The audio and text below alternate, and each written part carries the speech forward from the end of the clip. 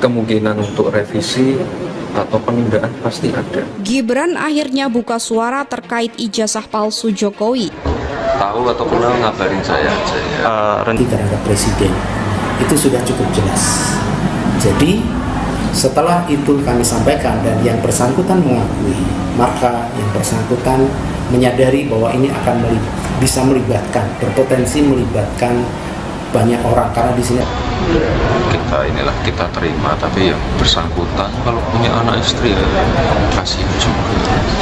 Jadi kemungkinan untuk revisi atau penundaan pasti ada. Yang jelas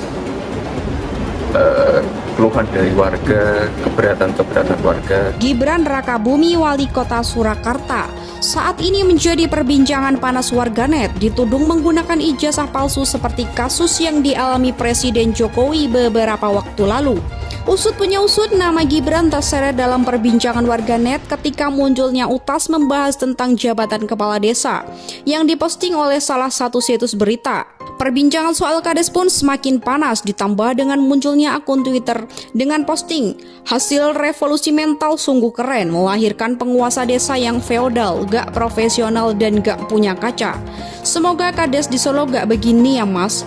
@Gibran_tweet. Tak berlangsung lama akun @BJ juga ikutan dalam perbincangan dengan mencuitkan, jadi apakah si @Gibran_tweet orang kuliahan? Kalau kuliahan berapa tahun? Kalau jawabannya pelinat-pelinu, jangan-jangan sama kayak bapaknya ijazah palsu. Dan sekarang kasus ijazah palsu masih berlangsung. Si ondel-ondel bukan apa-apa kalau bapaknya bukan presiden. Berdasarkan pantauan pada Senin, cuitan milik @_Hendra itu sudah di-view sebanyak 314.000 dan milik @BG mencapai angka 319 ribuan. Suami dari Selvi Ananda itu pun menanggapi cuitan warganet tersebut dengan pertanyaan, "Salah saya apa ya Pak?" Sontak warganet ikut mengomentari cuitan Gibran tersebut. Salah satunya adalah DS Sur. "Saya sangat salut dengan kesabaran keluarga Mas. Terus diserang dari segala arah, tetap sabar. Tapi sampean perlu sadar, orang-orang mencintai keluarga sampean yang tidak terima. Mbok yo tulung demi mereka satu aja dituntut hukum sebagai contoh agar tidak semakin kelewat batas. Mas Gibran, saran ya, baiknya difilter hanya akun yang namanya jelas dan fotonya jelas. Baru Anda tanggapi atau jawab, karena wali kota pasti seabrek urusannya. Mari kita coba semua belajar transparansi dan tertib dengan pakai nama dan foto asli di akun kita," tulis @Gunto. "Salah Mas Gibran tuh pesen nasi goreng pedes karetnya 1, harusnya 2 mas. Nek level pedes mercon karetnya 3, kata Edward, salah satu pengguna Twitter. Sebelumnya Gibran juga memberikan penjelasan dan tanggapan terkait cuitan @BJ terkait pembahasan kades ini di media sosial. Staf khusus Presiden bidang hukum Dini Purwono meminta masyarakat untuk tidak membiasakan diri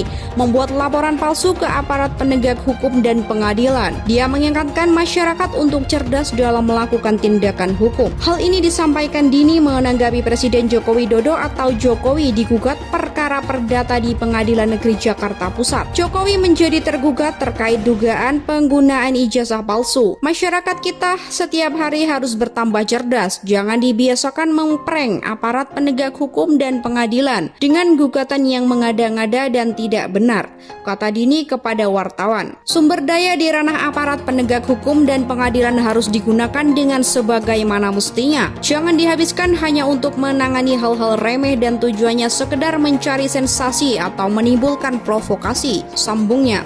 Dia mengatakan aparat penegak hukum dan hakim-hakim juga harus semakin cerdas dan bisa memilah mana aduan atau gugatan bersubstansi dan tidak. Dini menilai pihak-pihak yang menyampaikan laporan atau gugatan tak berdasar ke penegak hukum harus diberi sanksi. Aparat hukum harus bisa menyusun skala prioritas dengan benar. Perlu ditegakkan sanksi bagi pihak-pihak yang menyampaikan laporan atau gugatan asal-asalan yang tidak berdasar, jelas Dini. Sementara itu dia menegaskan bahwa Presiden Jokowi memiliki semua ijazah aslinya. Hal ini kata Dini dapat dibuktikan dengan mudah, kecuali penggugat mau mengatakan bahwa institusi yang mengeluarkan ijazah tersebut mengeluarkan dokumen palsu. Kalau terkait hal ini kami serahkan kepada institusi yang bersangkutan untuk melakukan klarifikasi, tutur Dini. Dini menilai pihak-pihak yang menyampaikan laporan atau gugatan tak berdasar ke penegak hukum harus diberi sanksi.